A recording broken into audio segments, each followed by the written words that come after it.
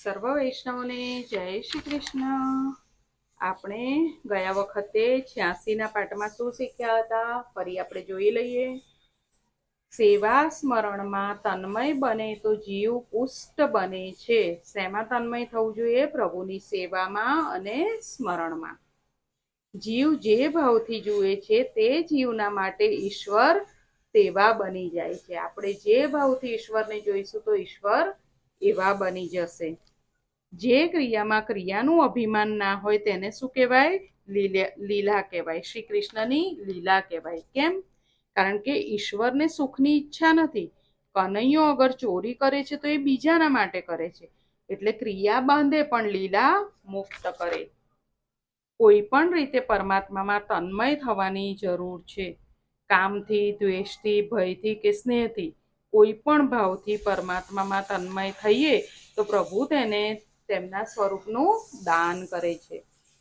પરમાત્મા પૂર્ણ નિષ્કામ હોવાથી પરમાત્માને અર્પણ કરેલો કામ નિષ્કામ બને છે। કોઈ પણ ભાવથી ઈશ્વરમાં તન્મય થવાની જરૂર છે। તેથી હર કોઈ મનુષ્ય કોઈ પણ ઉપાયથી મન શ્રી કૃષ્ણમાં જોડવું જોઈએ। હવે આગળ જોઈશું। સચ્ચિદાનંદ રૂપાય વિશ્વોત્પત્યાદિહેતવે તાપત્રય વિનાશાય શ્રી કૃષ્ણાય વયમ નમઃ। જે જગતની ઉત્પત્તિ, સ્થિતિ અને વિનાશનો હેતુ છે તથા જે ત્રણેય પ્રકારના તાપોના નાશ કરવા વાળા છે એવા સચ્ચિદાનંદ સ્વરૂપ ભગવાન શ્રી કૃષ્ણને અમે વંદન કરીએ છીએ। હવે આપણે કઈ સ્ટોરી જોવાની છે? આપણે કઈ કથા સાંભળવાની છે? હિરણ્યકશ્યપુ અને પ્રહલાદની। નારદજીએ હિરણ્યકશ્યપુ અને પ્રહલાદની કથા શરૂ કરી। દિતિના બે પુત્રો હતા, હિરણ્યાક્ષ અને હિરણ્યકશ્યપુ। હિરણ્યાક્ષનો વધ વરાહ ભગવાને કર્યો। હવે હિરણ્યકશ્યપુની વાત આવે છે। ધર્મરાજાએ નારદજીને પ્રાર્થના કરી, આ કથા વિસ્તારપૂર્વક સાંભળવાની ઈચ્છા છે। પ્રહલાદ મહાન ભગવત ભક્ત હતા, છતાં હિરણ્યકશ્યપુને તેને મારવાની કેમ ઈચ્છા થઈ? નારદજી બોલ્યા, દિતિ એ ભેદ બુદ્ધિ છે। ભેદ બુદ્ધિમાંથી હિરણ્યાક્ષ અને હિરણ્યકશ્યપુ આવે છે। મમતા અને અહંકાર આવે છે। આ હું અને મારું ભેદ બુદ્ધિના સંતાનો છે। સર્વ દુઃખનું મૂળ ભેદ બુદ્ધિ છે। સર્વ સુખનું મૂળ અભેદ ભાવ છે। અભેદ ભાવ શરીરથી નહીં બુદ્ધિથી થાય તો સર્વમાં સમબુદ્ધિ આવે છે। અહંકારને મારવો કઠણ છે। મમતાનો વિવેકથી નાશ થાય છે। વિવેકથી મમતાનો નાશ થઈ શકે, પરંતુ અહમ ભાવનો નાશ થઈ શકતો નથી। અર્પણ કરનાર પોતાના હુંપણાનું પણ અર્પણ કરે તો ઠાકોરજી કૃપા કરે છે। અર્પણ કરનાર અગર હુંપણાનું એટલે કે આપણે આપણા અભિમાનનું અર્પણ કરીએ તો ઠાકોરજી કૃપા કરે છે। મારામાં અભિમાન નથી એમ માનવું એ પણ અભિમાન છે। હિરણ્યકશ્યપુ અહંકારનું સ્વરૂપ છે। હિરણ્યકશ્યપુનું વર્તન એવું છે કે તે દેવોને, જ્ઞાની પુરુષોને, સર્વને ત્રાસ આપે છે। અભિમાન સર્વને ત્રાસ આપે છે, સર્વને રડાવે છે। મમતા મરે છે પણ અહંકાર જલ્દી મળતો નથી। અહંકારને મારવો કઠણ છે। તે રાત્રે મળતો નથી, દિવસે મળતો નથી, ઘરની બહાર, ઘરની અંદર પણ મળતો નથી। તે ઘરની અંદર અને ઘરની અંદર પણ હોય છે। તે ઘરની બહાર અને ઘરની અંદર પણ હોય છે। અહંકાર શસ્ત્ર કે અસ્ત્રથી મળતો નથી, તેને વચલી જગ્યામાં મારવો પડશે। અહંકારને વચલી જગ્યામાં મારવો પડશે। મનુષ્ય અહંકારને મારે તો તે ઈશ્વરથી દૂર નથી। અભિમાન અંદર બેઠું છે। મનુષ્યને દુઃખ આપનાર અહંકાર છે। મનુષ્યને કોણ દુઃખ આપે છે? અહંકાર। આ અહંકારને મારવાનો છે। અહંકાર ક્યાં મળશે? ઉંબરામાં। રાસમાં કથા આવશે કે બે ગોપીની વચ્ચે શ્રી કૃષ્ણ છે, તે પ્રમાણે બે વૃત્તિઓની વચમાં શ્રી કૃષ્ણને રાખશો તો અહંકાર મરશે। એક સંકલ્પ ઉત્પન્ન થાય અને બીજી વૃત્તિ ઉત્પન્ન થતા પહેલા વચ્ચે શ્રી કૃષ્ણને રાખો તો અહંકાર મરશે। પ્રત્યેક ઇન્દ્રિયનું મિલન ઈશ્વર સાથે ન થાય ત્યાં સુધી અહંકાર છે. શું કીધું? પ્રત્યેક ઇન્દ્રિયનું મિલન ઈશ્વર સાથે ન થાય ત્યાં સુધી અહંકાર છે. પુરુષ ઈશ્વરના સ્મરણમાં તન્મય થાય અને બીજો ભેદ ન રહે તો અહંકાર મરે છે. જ્ઞાન સુલભ છે, પણ અહંતા મમતાનો વિનાશ થાય ત્યાં સુધી જ્ઞાન દીપે નહીં. હિરણ્યકશ્યપુ જ્ઞાની હતો, પણ તેનું જ્ઞાન અહંતા મમતાથી ભરેલું હતું. પોતાના ભાઈના મરણ પ્રસંગે તે બ્રહ્મોપદેશ કરે છે, બીજાને બોધ આપે છે, અને પોતે જીવનમાં ન ઉતારે તો તેને શું કહેવાય? અસુર. બીજાને જ્ઞાન આપીએ પણ એ જ્ઞાન અગર આપણામાં પોતામાં ના ઉતરે તો આપણે અસુર કહેવાઈએ. હિરણ્યકશ્યપુ બીજાને જ્ઞાનનો બોધ આપે છે અને પોતે વિચારે છે, મારા ભાઈનો વધ કરનાર વિષ્ણુ ઉપર ક્યારે વેર વાળું.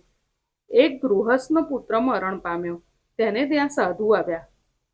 એક ગૃહસ્થ હતો, એનો પુત્ર મરણ પામ્યો, તો એને ત્યાં સાધુ આવ્યા અને ઉપદેશ આપ્યો કે અરે સંસાર તો મિથ્યા છે, વગેરે વગેરે. અને કેટલાક દિવસ પછી એ સાધુની ભેંસ મરી ગઈ તો સાધુ રડવા લાગ્યો. એના માથે જ્યારે પ્રસંગ આવે છે ત્યારે તેનું જ્ઞાન ક્યાં ચાલ્યું જાય છે તે સમજાતું નથી. તે ગૃહસ્થ સાધુ પાસે આવ્યો, તમે તો મને ઉપદેશ કરવા આવ્યા હતા, હવે તમે કેમ રડો છો? સાધુ કહે છે કે છોકરો તારો હતો તેથી ઉપદેશ કરવા આવ્યો હતો, ભેંસ તો મારી હતી ને એટલે રડું છું. અહંતા મમતા હોય ત્યાં સુધી જ્ઞાન પચે નહીં.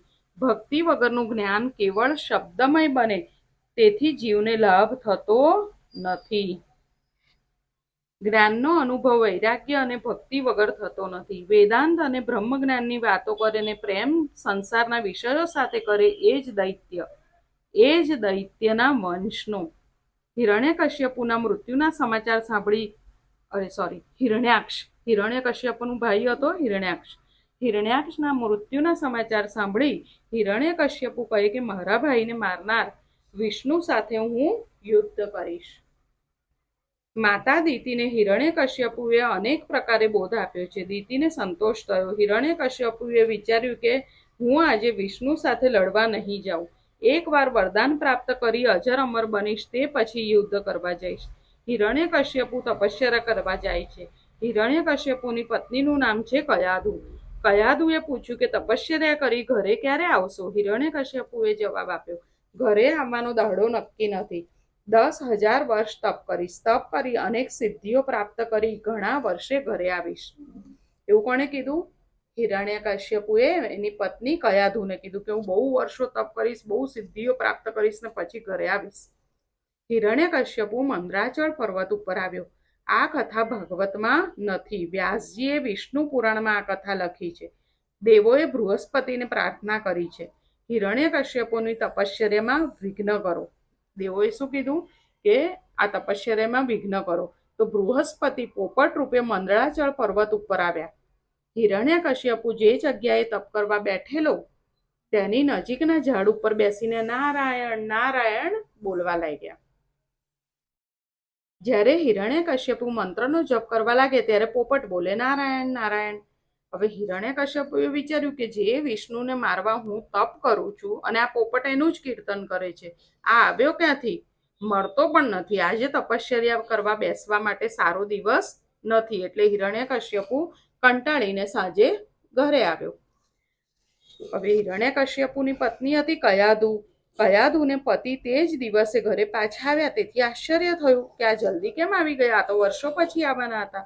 હવે સીધી રીતે તો પૂછાય નહીં. એટલે પછી કયાધુએ વિચાર્યું કે યુક્તિથી કામ કરીશ અને કારણ હું જાણી લઈશ. પતિની ખાનગી વાત જાણવી હોય તો આ કયાધુને ગુરુ કરજો. ભોજનમાં વશીકરણ હોય છે. નોકરોને આજ્ઞા કરી કે પતિદેવના માટે આજે હું જ રસોઈ બનાવીશ. લોભીને દ્રવ્યથી વશ કરવો. જે લોભી હોય એ દ્રવ્યથી વશ થાય. અભિમાનીને વખાણથી વશ કરવો. હિરણ્યકશ્યપુ અભિમાની છે. કયાધુ સેવા કરતા કરતા વખાણ કરવા લાગી. ભુજે કાલિદાસને એક વખત પ્રશ્ન પૂછ્યો હતો કે દુનિયામાં ખાંડથી વધારે શું ગળ્યું? તો પછી કાલિદાસે જવાબ આપ્યો, ખાંડ કરતા વધારે વખાણ ગળ્યા. શું? વખાણ એ ગળ્યા. કયાધુ કહેવા લાગી, ઇન્દ્ર ચંદ્રાદિ દેવો તમારાથી થર થર કાંપે છે. તમે તો જીતેન્દ્રિય છો, તમે જ્ઞાની છો. આપના જેવો વીર તો થયો નથી અને થવાનો નથી. એ તો હું ભાગ્યશાળી કે આપ જેવા પતિ મને મળ્યા. તમે ધારેલું કાર્ય તો તમે કર્યા વગર પાછા આવો જ નહીં, પણ આજે વનમાં કંઈક એવું જરૂર થયું હશે એટલે તમે પાછા આવ્યા. કયાદુએ ગરમ ગરમ ઢોકળા ખવડાવ્યા હશે. રાક્ષસોને તો આવું જ ભાવે. સાત્વિક અન્ન જેને ભાવે નહીં તેને રાક્ષસ કહેવાય. હિરણ્યકશ્યપુ અતિશય રંગમાં આવ્યો છે.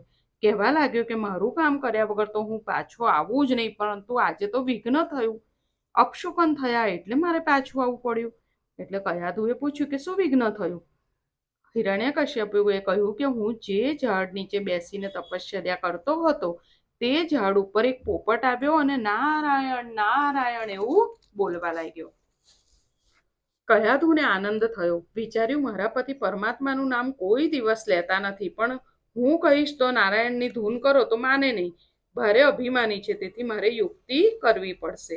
યુક્તિથી પતિને પાપ કરતા અટકાવે તે પત્ની, પતિને ધર્મના પરમાત્માના માર્ગે વાળે તે પત્ની, એ ધર્મ પત્ની કહેવાય.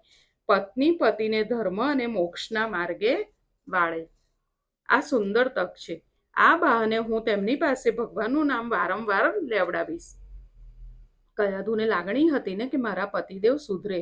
ભોજન થયા પછી શયન વખતે કયાદુ ચરણની સેવા કરવા લાગી અને પછી પૂછ્યું કે ભોજન વખતે આપ વાત કરી રહ્યા હતા, મારું ધ્યાન બરાબર ન હતું, વનમાં શું થયું? હિરણ્યકશ્યપુએ કહ્યું, દેવી ત્યાં પોપટ આવ્યો અને નારાયણ નારાયણ કરવા લાગ્યો. કયાદુ કહે, પોપટ શું બોલ્યો? હિરણ્યકશ્યપુ કહે, નારાયણ નારાયણ. કયાદુ કહે, જાઓ જાઓ, હવે પોપટને કઈ બોલતા આવડતું હશે? ખરેખર પોપટ બોલ્યો? હિરણ્યકશ્યપુ કહે, હા, તે નારાયણ નારાયણ કહેવા લાગ્યો.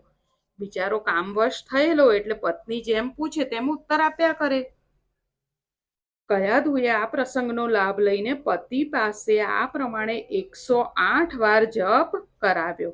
સાધારણ રીતે પુરુષ કામાંધ હોવાથી સ્ત્રીને આધીન જ હોય છે, એટલે પત્ની ધારે તો પતિને સુધારી શકે. પત્ની લાયક હશે તો પતિને પણ ભગવત ભજનમાં વાળશે. કયાદુએ યુક્તિથી પતિ પાસે વારંવાર ભગવાનનું નામ લેવડાયું. માતા પિતા ભગવાનનું નામ લેતા હતા તે વખતે પ્રહલાદજી માના પેટમાં આવ્યા છે.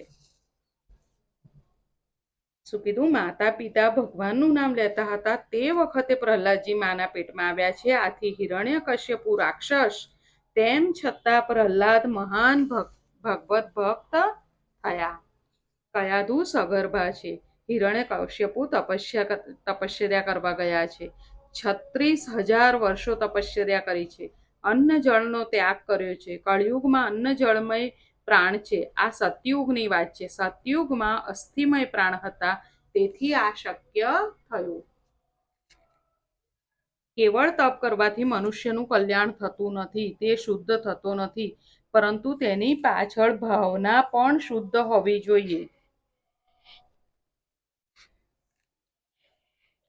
હેતુ શુદ્ધ હોવો જોઈએ. હિરણ્યકશ્યપુનો હેતુ શુદ્ધ ન હતો. દુર્યોધને વિષ્ણુ યાગ કરેલો, પણ તેથી શું થયું? તેનું ધન જ પાપમય હતું. યોગની પાછળ શુદ્ધ હેતુ ન હોય તો યોગીનું પતન થાય છે.